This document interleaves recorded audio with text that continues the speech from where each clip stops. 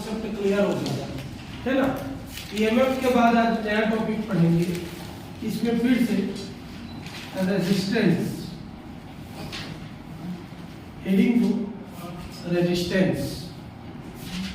Resistance क्या होता है? जैसे फिजिक्स में पढ़ते हैं कि किसी भी कंडक्टर में अगर करंट अप्लाई किया जाए और करंट अप्लाई करने पर अगर वो कंडक्टर करंट को फ्लो होने से रोकता है तो वो क्या कहलाता है?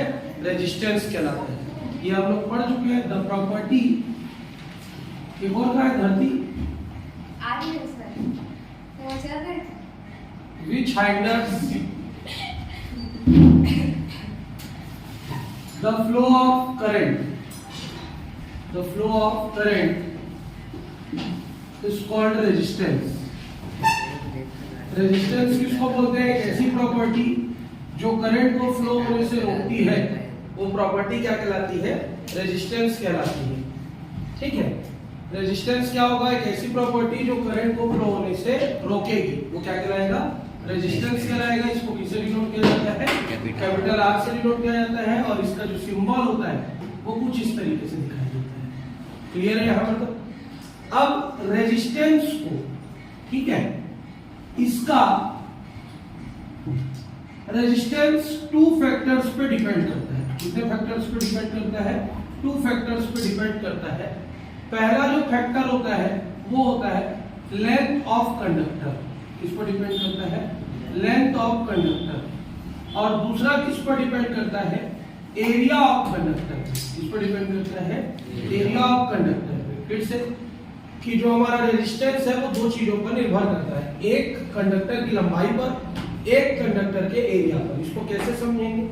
जैसे मान के चलो हमारे यहाँ पाइप है, इस पाइप में अगर हम लोग पानी फ्लो कर रहे हैं, आराम से पानी फ्लो हो जाएगा। अगर इस पाइप की मोटाई को कम कर दिया जाए, मतलब इसका जैसे पेन का रिफिल होता है, अब लंबाई उतनी ही रहेगी, इसका जितना लेंथ है उस पेन के रिफिल का भी लेंथ उतना ही रहेगा, लेकिन इसकी जो मोटाई है वो क्या रहेगी? ज्यादा, और पेन के रिफिल की मोटाई क्या रहेगी? कम। अब अगर हम पानी फ्लो करेंगे तो किसमें ज्यादा पानी फ्लो होगा? इसमें, और उसमें क्या होगा? कम पानी फ्लो होगा। मतलब पानी को ये आसानी से फ्लो होने दे देगा और वो आसानी से फ्लो होने नहीं देगा। तो जब हम लोग उसकी मोटाई को कम कर रहे हैं तो उसमें हाइंड्रेंस ज्यादा आ रहा है, रुकावटें ज्यादा आ रही हैं, क्योंकि पानी धीरे धीरे फ्लो हो रहा है। तो रेजिस्टेंस किसमें ज्यादा होगा? जिसका एरिया कम रहेगा। मतलब एरिया ऑफ कंडक्टर अगर हम लोग इंक्रीज करते हैं तो रेजिस्टेंस क्या हो जाता है? डिक्रीज हो जाता है। रेजिस्टेंस क्या हो जाता है? डिक्रीज हो जाता है। मतलब वो पानी को फ्लो होने से कम रोकेगा। ठीक, लेकिन अगर एरिया को हम लोग डिक्रीज कर देते हैं, एरिया को क्या कर देते हैं? डिक्रीज कर देते हैं, तो रेजिस्टेंस क्या हो जाता है? इंक्रीज हो जाता है। क्लियर है कि नहीं? समझ में आ गया? अब आ जाते हैं लेंथ ऑफ कंडक्टर कैसे होगा। इतना बड़ा वायर है, इसमें रेजिस्टेंस कितना है? मान के चलते हैं 5। इतना बड़ा वायर लेंगे तो क्या रेजिस्टेंस 5 रहेगा? नहीं रहेगा। रेजिस्टेंस की संख्या करें 3 गुना है तो कितना रेजिस्टेंस हो जाएगा? इसमें 15 रेजिस्टेंस। कितना रेजिस्टेंस हो जाएगा? 15 रेजिस्टेंस। तो लेंथ इंक्रीज करने पर रेजिस्टेंस का भी वैल्यू क्या होता जाता है? इंक्रीज होता जाता है। ठीक है, तो लेंथ ऑफ कंडक्टर इंक्रीज करते हैं तो रेजिस्टेंस की वैल्यू क्या होती जाती है? इंक्रीज होती जाती है। क्लियर है कि नहीं है? तो इससे हमको क्या पता चला कि रेजिस्टेंस दो चीजों पर निर्भर करता है, एक लेंथ ऑफ कंडक्टर पर और एक किस पर डिपेंड करता है? एरिया ऑफ कंडक्टर पर। Means R depends upon L, R depends upon 1 upon area. 1 upon area क्यों लिखते हैं? क्योंकि एक बढ़ाने पर दूसरा घट रहा है, एक घटाने पर दूसरा बढ़ रहा है, इनवर्सली हो गया, उल्टा चल रहा है। तो R directly proportional to 1 upon A, दोनों को मिला देंगे, R directly proportional to L upon A हो जाएगा। दोनों को मल्टीप्लाई कर दिया, L बन जाए, L हो गया यहाँ पे, तो L अपॉन A आ गया। अब यह साइन हटेगा तो क्या लगेगा? कांस्टेंट लगेगा। R इज इक्वल टू क्या लिखेंगे? Constant rho L by A, जहां पर RHO रो बताता है स्पेसिफिक रेजिस्टेंस को। किसको बताता है? Specific resistance. क्लियर है कि नहीं? समझ में आया यहाँ पर? तो R directly proportional to L है, R directly proportional to 1 upon A है। मतलब एक लेंथ पर डिपेंड कर रहा है, एक किस पर डिपेंड कर रहा है? एरिया पर।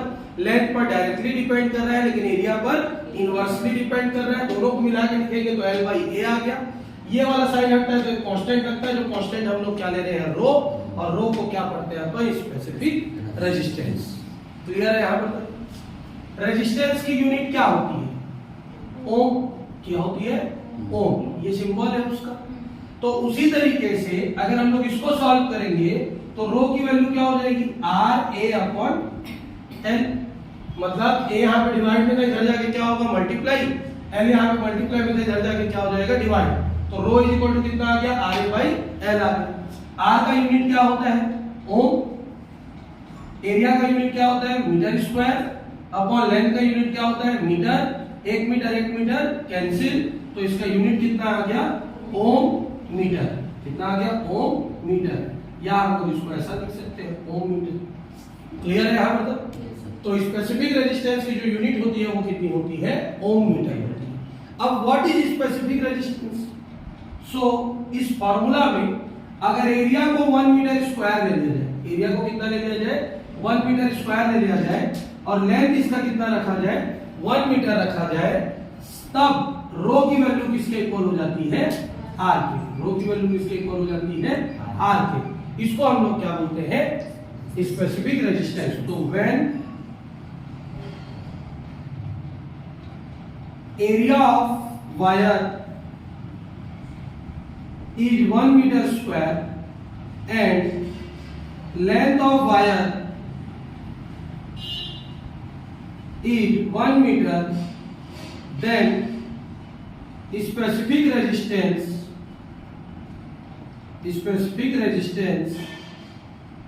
is equal to resistance of wire। मतलब अगर एक ऐसा तार लिया जाए जिसका एरिया कितने मीटर का रहता है, 1 मीटर का रहता है, और जिसकी लंबाई कितनी मीटर रहती है, 1 मीटर रहती है, उसमें जितना रेजिस्टेंस होगा, उस वायर में जितना रेजिस्टेंस होगा, वही क्या कहलाएगा, हमारा स्पेसिफिक रेजिस्टेंस कहलाएगा। तो अगर पेपर में डेफिनेशन आ जाता है what do you mean by specific resistance, तो specific resistance is always equal to that amount of resistance which is present in 1 metre square area and 1 metre length. 1 metre square area और 1 metre length में जितना resistance present होता है वही क्या कहलाता है, हमारा स्पेसिफिक रेजिस्टेंस कहलाता है। क्लियर है यहाँ पर? पॉज करो। कंडक्टेंस क्या होता है, एक ऐसी प्रॉपर्टी जो करंट को फ्लो होने में क्या करती है, हेल्प करती है, वो प्रॉपर्टी क्या कहलाती है, कंडक्टेंस कहलाती है। एक ऐसी प्रॉपर्टी जो करंट को फ्लो होने में क्या करती है, हेल्प करती है, वो क्या कहलाती है, कंडक्टेंस। लेकिन ऐसा हम लोग फ्लो करने के लिए हेल्प नहीं बोलेंगे, हम क्या बोलेंगे, the reciprocal of resistance is called conductance, समझ में आया कि नहीं है? मतलब रेजिस्टेंस का जो उल्टा होता है उसको हम लोग क्या बोलते हैं, कंडक्टेंस बोलते हैं।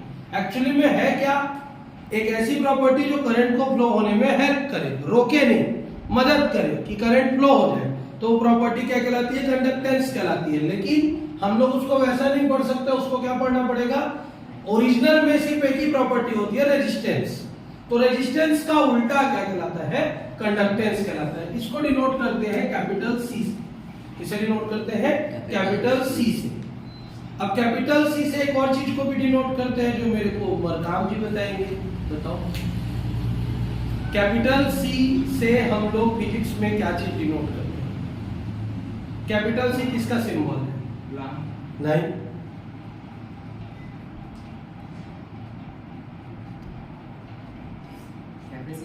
कैपेसिटेंस किसका सिंबल है? कैपेसिटेंस का सिंबल है, यूनिट कूलाम का है। मैंने बोला सिंबल। सी क्या चीज को बताता है? कैपेसिटेंस को, और अभी कंडक्टेंस को।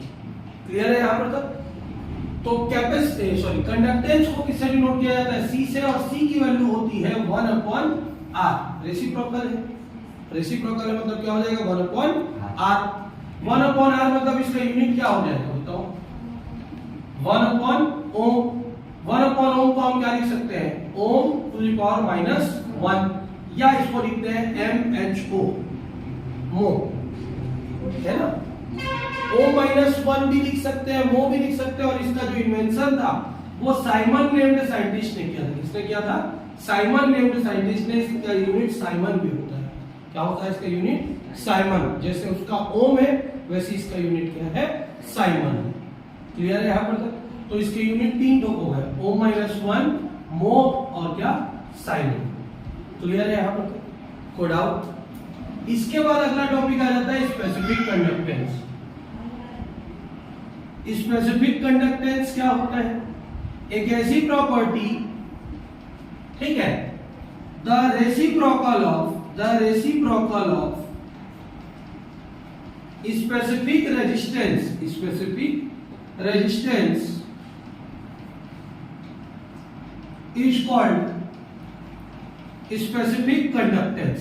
जस्ट सेम टू सेम इसी की तरह। रेजिस्टेंस का उल्टा क्या कहलाता है? कंडक्टेंस। तो स्पेसिफिक रेजिस्टेंस का उल्टा क्या कहलाएगा?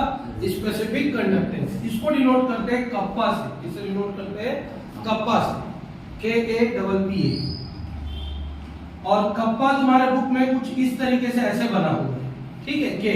तुम लोग लेकिन पेपर में क्रॉस करके बना के लेके आना, नहीं तो तुम्हारा के और ये कप्पा दोनों बराबर दिखने लग जाएगा।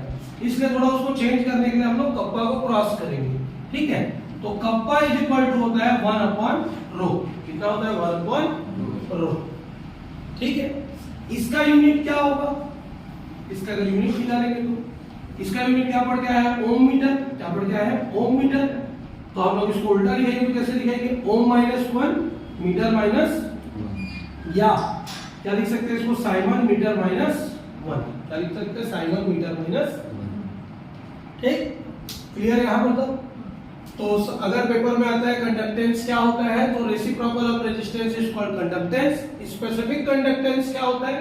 तो reciprocal of specific conductance is called specific resistance is called specific conductance. इसको डिनोट किया जाता है C से, इसको डिनोट किया जाता है कप्पा से।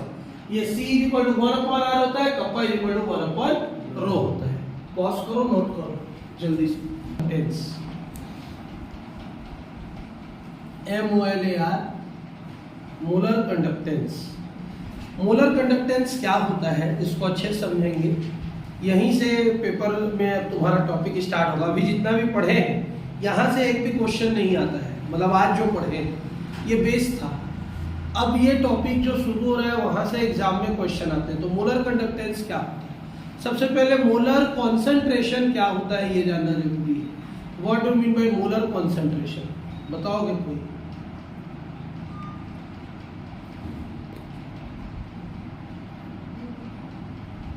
मोलरिटी क्या होता है? What is molarity?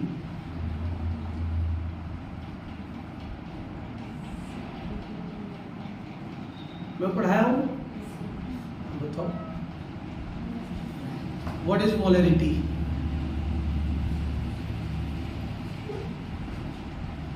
Number of moles of solute dissolved in 1 litre of solution. 1 litre solution में सॉल्यूट के जितने मोल्स डिसॉल्व होते हैं वो क्या कहलाती है? उसकी मोलरिटी। क्या कहलाती है? मोलरिटी। याद रखना।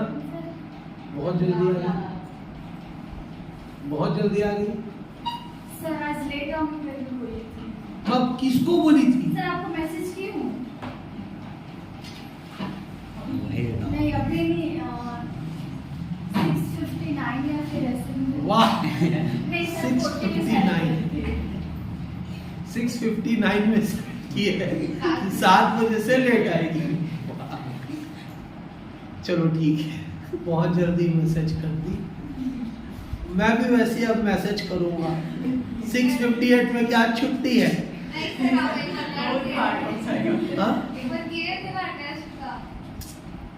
हाँ नहीं, टेस्ट नहीं, छुट्टी का और ज्यादा मजा आएगा। हाँ तो यहाँ पहुँच के वापस आना पड़ेगा। इसीलिए एक दिन लेट हुआ था, 43 मिनट याद है, 43 मिनट्स लेट था मैं। कारण वही था नहीं करने का मैसेज कि सबको नुकसान हो जाता मेरे छुट्टी देने से। मैं तो लेट होना शुरू हो गया था उस दिन भी। चलो, मोलरिटी क्लियर है।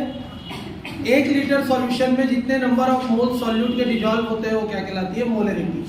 लेकिन मोलर कॉन्सेंट्रेशन क्या होता है? तो मोलरिटी से ही बनता है मोलर कॉन्सेंट्रेशन। क्या बनता है? मोलर कॉन्सेंट्रेशन बनता है। अगर 1 गिलास पानी लिया जाए या 1 गिलास हम लोग वाटर कंटेन करते हैं बाई वॉल्यूम, कैसा लेते हैं उसको, बाई वॉल्यूम, मतलब एक गिलास तो हमने लिया पानी, लेकिन उस पानी को लीटर में मेजर करना है। किसमें मेजर करना है, लीटर में। जनरली हमारे घर में जो ग्लासेस होती हैं उन ग्लासेस की कैपेसिटी 200 मिलीलीटर की होती है। कितने की होती है, 200 मिलीलीटर। कई लोग क्या थोड़ा सा बड़ा ग्लास रहता है, जनरली नहीं तो इतना बड़ा वाला ग्लास रहता है जिसका जो नीचे साइड का रहता है गोल रहता है।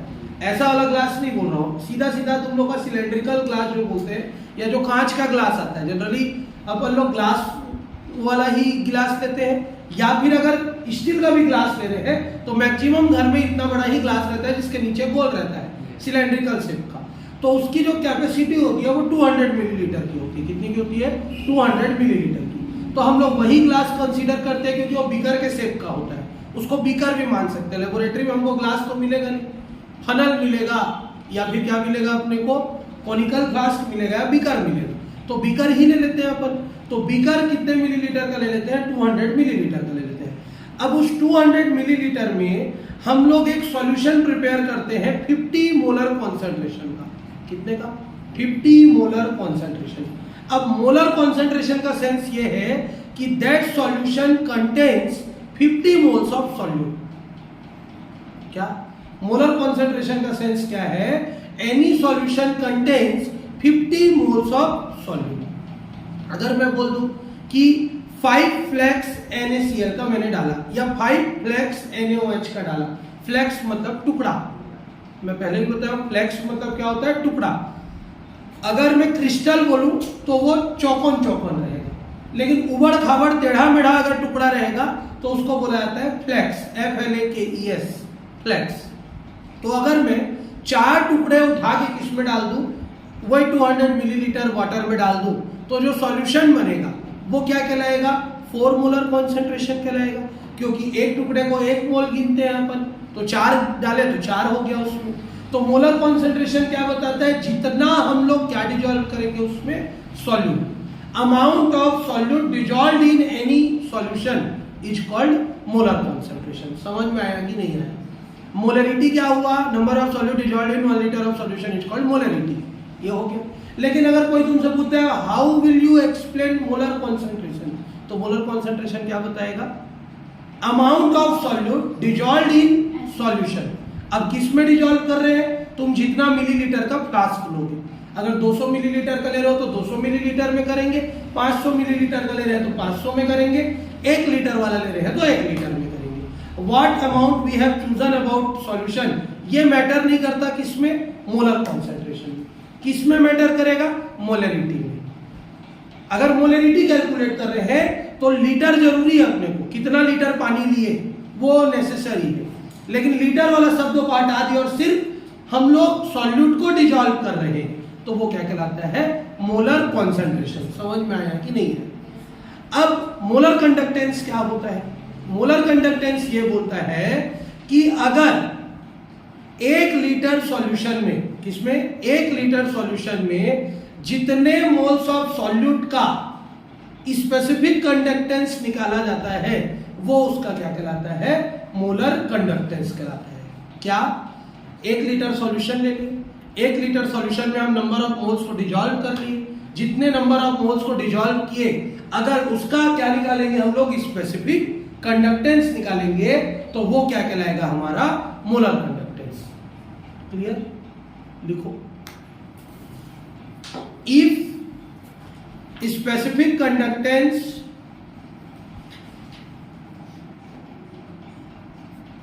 of solute is calculated, if specific conductance of solute is calculated present in 1 mole of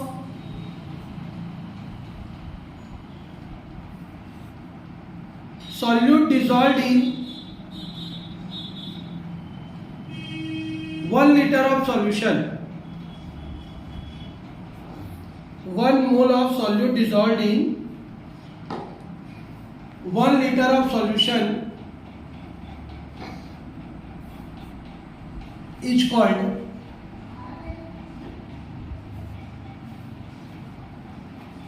molar conductance is called molar conductance. Clear है कि नहीं है मेरे को ये बताओ? 1 लीटर सॉल्यूशन में 1 मोल सॉल्यूट को डिजॉल्व करके अगर उसका स्पेसिफिक कंडक्टेंस निकाला जाए तो वो स्पेसिफिक कंडक्टेंस ना कहला के क्या कहलाता है? Molar conductance. समझ में आया? It is denoted by lambda. अब यहाँ पे जो लैम्डा बनेगा उसका सिंबल थोड़ा सा चेंज हो जाएगा। जनरली लैम्डा हम लोग इस तरीके से बनाते हैं, it is the symbol of lambda. ये जो लैम्डा है वो वेवलेंथ को बताता है। किसको बताता है? वेवलेंथ को। याद रखिएगा, इस चीज को बताता है वेवलेंथ को। लेकिन अभी हम उसको लैम्डा बनाएंगे, उसका सिंबल ऐसा है, ये है लैम्डा। क्लियर है? इसमें यहां पर से हमको इसको एक्सटेंड करने की जरूरत नहीं, only we have to draw this one. So molar conductance को डिनोट करते हैं लैम्डा एम से। किससे डिनोट करते हैं? लैम्डा एम से। तो लिखो it is denoted by lambda M. Specific conductance kappa, लेकिन मोलर कंडक्टेंस क्या हो जाता है? Lambda M. और लैम्डा एम की वैल्यू होती है specific conductance into volume upon 1000। Sorry 1000 upon volume, उल्टा कर दिया था। 1000 अपॉन वॉल्यूम, इसमें मिलीलीटर में। फॉर्मूला नोट करो। Molar conductance is equal to specific conductance into 1000 upon volume, किसमें? मिलीलीटर में।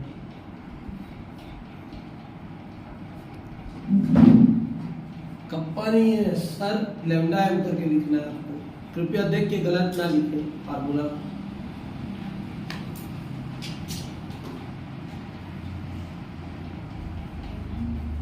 ठीक, मोलर कंडक्टेंस क्लियर। अगला टॉपिक लिखो equivalent conductance. Equivalent conductance EQUI VALENT, equivalent conductance. EQUI VALENT।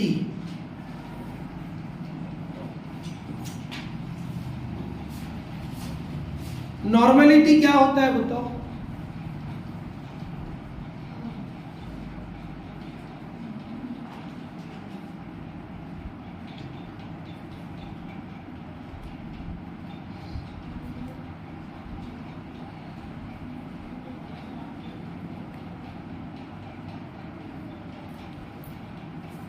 नहीं पता। Number of equivalent gram of solute dissolved in 1 litre of solution is called normality.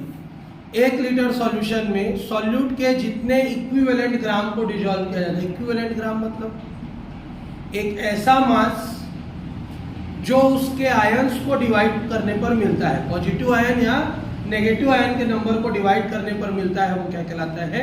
Equivalent ग्राम या equivalent mass कहलाता है। जैसे example के लिए H2SO4 का मास 98 है। H2SO4 को आयनाइज करते हैं तो 2 पॉजिटिव आयन और 2 क्या मिलता है? Negative ion. तो जब उसके मास को उसके आयन से डिवाइड किया जाता है, या तो पॉजिटिव आयन से डिवाइड किया जाता है या तो नेगेटिव आयन से डिवाइड किया जाता है, तो जो मास बचता है वो क्या कहलाता है? Equivalent mass. क्या कहलाता है? Equivalent mass. तो 98 को 2 से डिवाइड करेंगे तो 49 होंगे। तो H2SO4 का इक्विवेलेंट ग्राम या इक्विवेलेंट मास क्या कहलाएगा? 49। ठीक, तो हमारा कॉन्सेप्ट बोलता है अगर हम नंबर ऑफ मोल्स पे खोले तो मोलरिटी है, लेकिन अगर इक्विवेलेंट ग्राम पे खोले, किस पे खोले? इक्विवेलेंट ग्राम के हिसाब से खोले तो वो क्या है? नॉर्मेलिटी है। और साइंस में या केमिस्ट्री में सबसे ज्यादा हम नॉर्मेलिटी और मोलरिटी का ही उपयोग करते हैं। लेबोरेटरी में जाते हैं, लेबोरेटरी में टाइट्रेशन करवाते हैं, नाम सुने होंगे? नहीं सुने? सुना है? तू तो किया भी है, बहुत मानूंगा, तेरी मैडम तो करवाई है। हमारे यहाँ हुआ है प्रैक्टिकल, हम लोग भी आत्मानंद वाले हैं, और ये अब इसको समझ में आया कि नहीं आया पता नहीं। मेरे यहाँ की केमिस्ट्री टीचर बहुत स्ट्रांग है ना, मतलब रितु पटेल मैडम, मैं हमेशा बताता हूँ उनके बारे में, तो उनका केमिस्ट्री का नॉलेज बहुत वास्ट है। तो वो टाइट्रेशन, मैं भी उनसे टाइट्रेशन करना सीखा हूँ, मेरे को भी नहीं आता था टाइट्रेशन करना। तो 12th वाले लोगों को जब प्रैक्टिकल करवा रही थी तो मैं भी जाके वहाँ पे लर्न किया हाउ टू डू प्रैक्टिकल्स। तो जितना भी प्रैक्टिकल था मैं भी सीख गया हूँ अब उसमें। ये लोग को भी सिखाई है, गधे लोग किए नहीं है वो अलग। टाइट्रेशन जब भी करते हैं तो हमको वॉल्यूम के हिसाब से किसी भी ऑब्जेक्ट को मेजर करना होता है। तो सबसे पहले उसका क्या निकालते हैं? नॉर्मलिटी। क्या निकालते हैं? नॉर्मलिटी। और नॉर्मलिटी निकालने के लिए हमको क्या निकालना जरूरी है? इक्विवेलेंट मास निकालना जरूरी है। तो इक्विवेलेंट मास निकालना सीख गए। सबसे पहले मॉलिक्यूलर मास निकालो, उसको नंबर ऑफ आयन से डिवाइड कर दो तो क्या निकल जाता है हमारा? क्या निकल गया? इक्विवेलेंट मास निकल गया। अब इक्विवेलेंट मास को 1 लीटर सॉल्यूशन में हम डिसॉल्व किए और उसका स्पेसिफिक कंडक्टेंस निकालेंगे तो वो क्या कहलाएगा हमारा? Equivalent conductance. लिखो, if specific conductance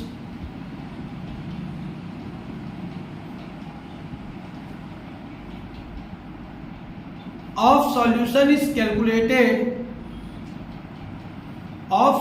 is calculated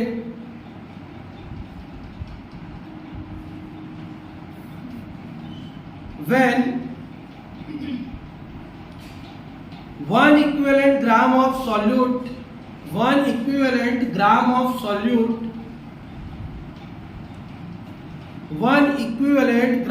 solute is dissolved in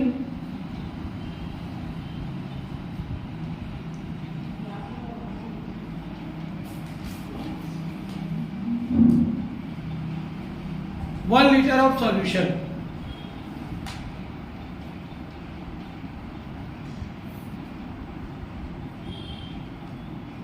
Is called equivalent conductance.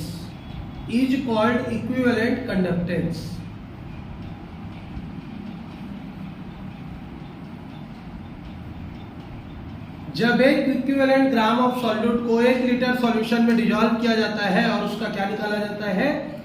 Specific conductance निकाला जाता है तो वो क्या कहलाता है हमारा? Equivalent conductance. It is denoted by lambda EQ. EQ जैसे एम लिखे थे वैसे इक्यू लिख लो। It is denoted by lambda इक्यू।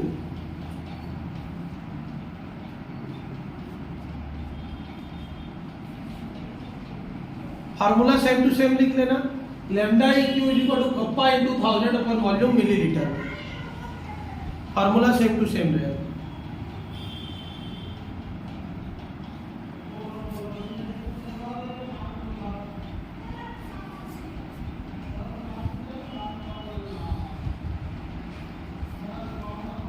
अब दीक्षा बताएगी तो क्वेश्चन का आंसर।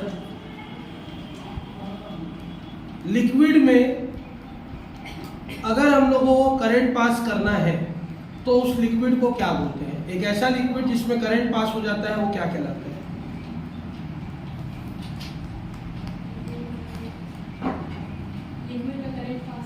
हाँ, तो वो लिक्विड क्या कहलाता है?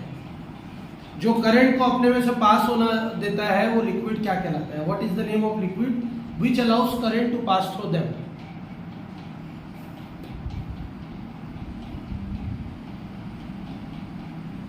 बता सुनहरी। हो गया, तुम लोग पा गए इस साल नंबर। दीप्ति,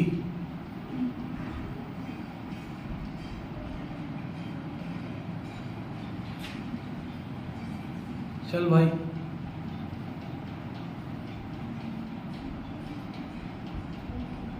श्रद्धा, नेल्स बढ़ गए हैं तो उसको उससे नेल कटर से काटो। टीथ का यूज करने का क्या मतलब है?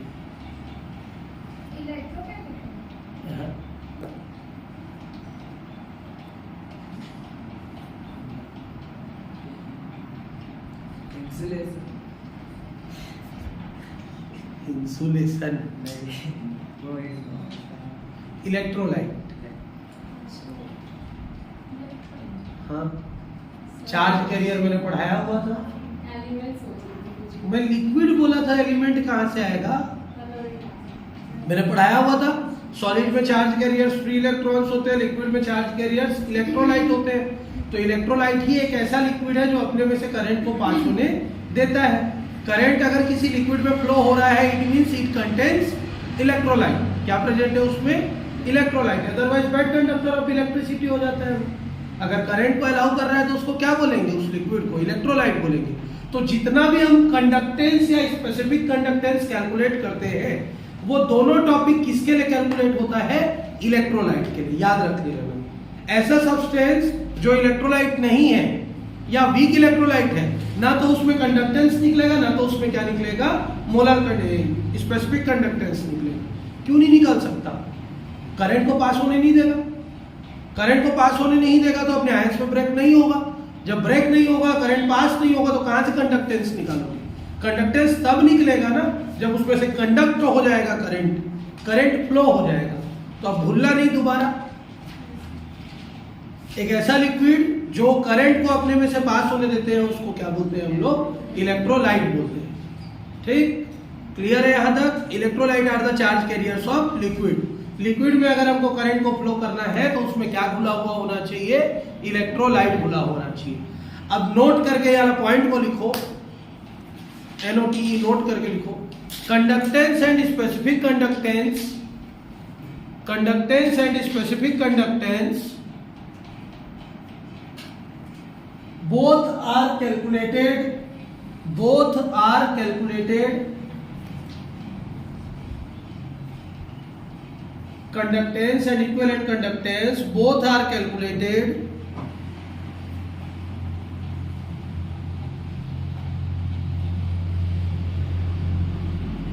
in the presence of electrolyte. Conductance and specific conductance both are calculated in the presence of electrolyte.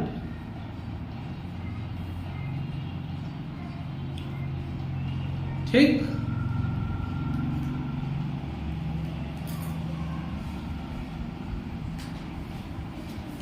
Clear है यहां तक?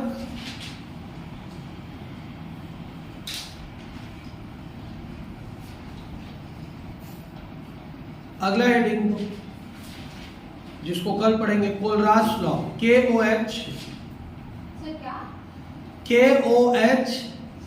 LARA USCH, Kohlrausch law, LAW law.